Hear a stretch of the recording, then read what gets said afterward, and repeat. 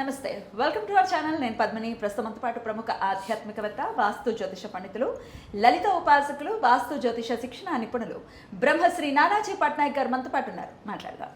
నమస్తే సార్. శ్రీమాత్రే నమః. వారి రాశి ప్రకారం ఏ రాశి వారు వారి రాశి ప్రకారం ఏ క్షేత్రాన్ని దర్శిస్తే వాళ్ళకి అదృష్ట యోగం కలుగుతుంది, పూర్వజన్మ పాపం ప్రక్షాళన అవుతుంది అనేది వివరంగా తెలియజేస్తున్నారు. ఇక కర్కాటక రాశి లేదా కర్కాటక లగ్నం, ఈ జాతకులు మరి ఏ క్షేత్రానికి వెళ్తే వాళ్ళ తలరాత మారుతుంది సార్? తప్పకుండా అండి. ఫస్ట్ ఆఫ్ ఆల్ మనం కర్కాటక రాశి అయితే ఏ నక్షత్రాలు ఉంటాయి, లగ్నం మెయిన్గా లగ్నమే తీసుకోవాలి. లగ్నం తెలియనటువంటి వారు రాశి తీసుకోవచ్చు. ఇప్పుడు కర్కాటకం అంటేనే ఫస్ట్ వాళ్ళ తత్వం ఎలా ఉంటుందంటే ఎమోషన్స్ ఎక్కువ ఉంటాయి వాళ్ళకి. మదర్లీ నేచరు, ప్రొటెక్షను, ఫీడింగ్, అంటే వీళ్ళు చూడండి ఒక మాతృత్వంలో ఉండేదేంటి, రక్షణ పోషణ మెయిన్ మాతృత్వానికి. అంటే ఫీడ్ చేయాలి, రక్షించుకోవాలి, ఇది మెయిన్. అది ఏ జీవి అయినా కానీ అట్లా ఏంటంటే వీళ్ళ నేచర్ ఎప్పుడు కూడా ఎలా ఉంటుందని, వీళ్ళ ఫ్రెండ్స్ ఇంటికి వచ్చారు ఏదైనా తినరాని ఇస్తారు, పోతే ఇక్కడ ఉండిపోవచ్చు కదా, సేఫ్టీ ఉండొచ్చు కదా, నేను ఎందుకు అట్లా అంటే వీళ్ళు ఎంతసేపు సేఫ్టీ అండ్ ఫీడ్, ఎవరికైనా తినిపించడం మీద ఎక్కువ ఉత్సాహం కలిగి ఉంటారు వీళ్ళు. అండ్ ఎమోషన్స్ పీపుల్ చెప్పాలంటే రక్షణ, వీళ్ళు ఎక్కువ సంచారస్తులు కూడా వీళ్ళు.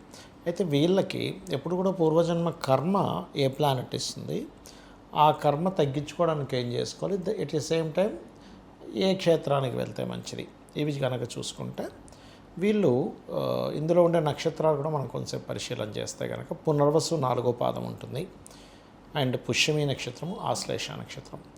పునర్వసు 4వ పాదం వారు రాముడి యొక్క నక్షత్రంగా చెప్తూ ఉంటారు. పునర్వసు 4 కర్కాటక రాశి అంటే. సో వీళ్ళకి పునర్వసు 4 వాళ్ళకి సర్వసాధారణంగా కూడా వీళ్ళకి ఏంటంటే కొంచెం అన్నీ ఈజీగా వెళ్ళిపోతుంటాయి. 99% ఆఫ్ పీపుల్, ఎవరో 1% అటు ఇటు అవుతారేమో. వీళ్ళు ఎక్కువగా రాముడిని ధ్యానం చేసుకోవడం మంచిది.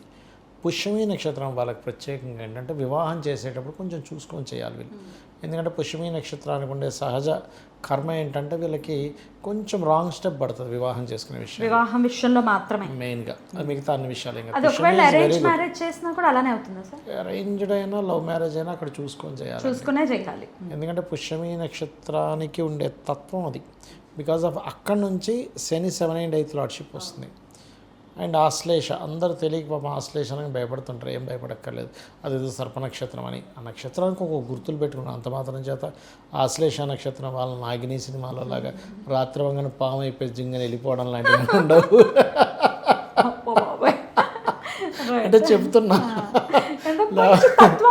కోపం ఉంటుంది, బట్ మంచి తెలివితేటలు ఉంటాయి. నేను ఆశ్లేష నక్షత్రం వాళ్ళు క్యాలిక్యులేషన్ బాగా వేస్తారు, ఎమోషన్తో మనిషిని దగ్గర అవుతారు. అంటే వాళ్ళ ఎక్స్ప్రెషన్, ఎమోషన్ బాగా చూపిస్తారు. ఆశ్లేష నక్షత్రం వాళ్ళు కూడా అంటే బాగా తెలివిగా ఉంటారు చెప్పాలంటే, క్యాలిక్యులేషన్ బాగా చేస్తారు. అయితే ఈ పుష్యమి వారేమో వెంకటేశ్వర స్వామిని ధ్యానం చేయాలి, లేదా ఆంజనేయ స్వామిని. ఆశ్లేష వారు విష్ణువుని ఎక్కువగా ధ్యానం చేయాలి. ఇవి అయితే వీళ్ళ ముగ్గురు కూడా ఈ లగ్నంలో పుట్టినటువంటి వారు ఏ క్షేత్ర దర్శనం చేసుకుంటే మంచిది, దక్షిణామూర్తి లేదా దత్తాత్రేయుడు లేదా స్కందుడు. వీళ్ళ మంత్రం కూడా స్కంద మంత్రం ఎక్కువ చేసుకుంటే వీళ్ళ పూర్వజన్మ కర్మ అనేటువంటి తగ్గుతుంది. వీళ్ళకి చాలా సింపుల్ అండి. ఈ రాశి వారికి వీళ్ళ పూర్వజన్మ కర్మ గుడ్గా ఉందా బ్యాడ్గా ఉందా అంటే సింపుల్గా చెప్పొచ్చు. ఎలా అంటే వీళ్ళకి ఎర్లీగా వీళ్ళు కనుక ప్రాపర్టీ సెటిల్ అయ్యారు, అన్నీ ఈ ఎర్లీగా సెటిల్ అయిపోయాయి అంటే పెళ్ళి అయిపోయింది, ఇన్ టైంకి అన్నీ అయిపోయాయి, ఇన్ టైంకి ఇల్లు కట్టేసుకున్నారు, ఇన్ టైంకి పెళ్ళి అయిపోయింది, ఇన్ టైంకి ఒక గవర్నమెంట్ జాబ్ వచ్చేసింది, అన్నీ చాలా ఈజీగా అయిపోయాయి అంటే వీళ్ళ పూర్వజన్మ కర్మ ఈజ్ వెరీ గుడ్. కొంచెం లేట్ అయ్యంటే కొంచెం ఇబ్బంది పడరు, మరీ అసలు అవ్వవు కొంతమందికి. అప్పుడు మాత్రం వీళ్ళ పూర్వజన్మ కర్మ చాలా ఇబ్బంది పడుతుంది అర్థం. వీళ్ళ శుక్రుడు పాడైపోతాడు అప్పుడు వాళ్ళ లైఫ్లో. శుక్రగ్రహం కొంత ఎఫ్లెక్ట్ అవుద్ది. శుక్రగ్రహం ఎఫ్లెక్ట్ అయింది, కర్కాటకంలో జన్మించారన్నప్పుడు ఏం జరుగుతుంది అంటే పర్టికులర్గా లైఫ్లో కొంచెం పోరాటం ఉంటుంది వీళ్ళ లైఫ్లో. ఎనీ వీనస్ అంటే అందరికీ కాదు, ఓన్లీ కర్కాటక లగ్నం ఆర్ కర్కాటక రాశిలో జన్మించినటువంటి వారికి శుక్రుడు ఎఫెక్ట్ అయ్యాడు అనుకోండి, వీళ్ళు ఏంటంటే లైఫ్లో శుక్రుడు పాడైతే వీళ్ళు ఏదైనా ఒక ప్రాపర్టీ తీసుకుందాం అన్నప్పుడే కష్టం స్టార్ట్ అవుద్ది. అంటే అప్పుడే ఏదో డిస్టర్బ్ అవుద్ది. అరే ఏంటి ఇలా అయింది అంటే అప్పుడు అర్థం చేసుకోవాలి, ఓహో శుక్రుడు ఎక్కడో ఎఫెక్ట్ అయ్యాడు, పాపగ్రహంతో ఉండడమో లేకపోతే 6/8లో ఉండడం, ఇట్లా అయ్యారని అర్థం చేసుకొని శుక్రుడు ఏ గ్రహం ద్వారా అయితే పాడైందో దానికి రెమెడీ చేసుకోవాలి వీళ్ళు ఎక్కువగా కర్కాటకం వారు. అప్పుడు వీళ్ళకి ఇబ్బంది అనేటువంటిది రాదు. వీళ్ళు ఎక్కువగా దత్తాత్రేయుడిని, ఇందాక నేను చెప్పినట్టుగా దక్షిణామూర్తిని, స్కందుడిని ఎంత చేసుకుంటే అంత మంచిది. ఉదయం నిద్ర లేచిన వెంటనే స్కందుడిని దర్శనం చేసుకుంటే కూడా మంచిది, వాళ్ళు ఒక ఫోన్లో పెట్టుకొని. ఆ రకంగా ఉంటుంది వీరికి. అయితే సుబ్రహ్మణ్యేశ్వర స్వామి ఆలయాలకి విశేషంగా కుక్కే వెళ్ళొచ్చు, కుక్కే వెళ్ళటం కానీ వెళ్ళచ్చు. అరుణాచలంలో కూడా ఖచ్చితంగా రమణులు సుబ్రహ్మణ్యుని అంశే అని అంటూ ఉంటారు అంటూ కాబట్టి ఉంటారు. అవును, అట్లా కూడా కానీ మీరు గమనించారు ఎప్పుడైనా అరుణాచలం వెళ్ళి రమణాశ్రమంలో కూర్చుంటే అసలు ఎంత హ్యాపీగా ఉంటుంది, ప్రశాంతం అసలు. ఇంకోటి మీరు ఇంకొక విషయం ఏంటంటే రమణాశ్రమంలో మీకు నెమళ్ళు తిరుగుతుంటాయి. అవును, ఆయన అంశ అన్నట్టుగానే సుబ్రహ్మణ్య స్వామి ఇది ఏంటంటే నెమలి కదా, నెమళ్ళు తిరుగుతుంటే అక్కడ చాలా క్లియర్, ఏం భయపడవు, జనాలు తిరుగుతూనే ఉంటారు, వాళ్ళ మధ్యన అలా తిరుగుతూ ఉంటాయి హ్యాపీగా. అవి తెల్లటి నెమళ్ళు కూడా కనబడతాయి. తెల్లటి నెమళ్ళు, కలర్స్ ఉండే నెమళ్ళు, చాలా అద్భుతంగా ఉంటుంది అసలు. మీరు లోపలికి వెళ్ళి కూర్చుంటే ధ్యానం కుదురుతుందండి. అంటే ఒక సిద్ధుడు, అంటే ఒక అవధూత లాంటి వ్యక్తి అక్కడికి వచ్చి ఆయన జీవించాడు, ఆయన అక్కడ ఉన్నాడని దానికి అదొక నిదర్శనంగా అనిపిస్తుంది నాకు. అంటే అదేదో కొన్ని ఉంటాయి చూసారా, ఒక దగ్గర కప్ప అండ్ పాము ఆడుకుంటున్నాయి అంటే అక్కడ ఒక సిద్ధుడు వచ్చి వెళ్ళాడు, అక్కడ తపస్సు చేశాడు, అందుకే ఆ స్థలం అంతా అలా ఉంది అంటుంటారు.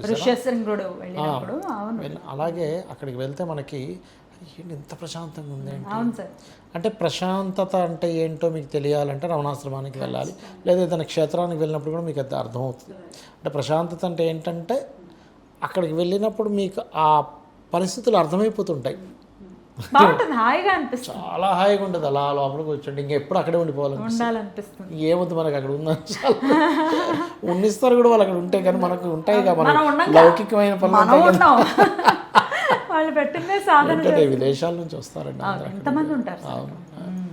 అద్భుతం అసలు. అక్కడికి ఒక్కసారిగా మేము మాటలతో అక్కడికి వెళ్ళిపోయాం.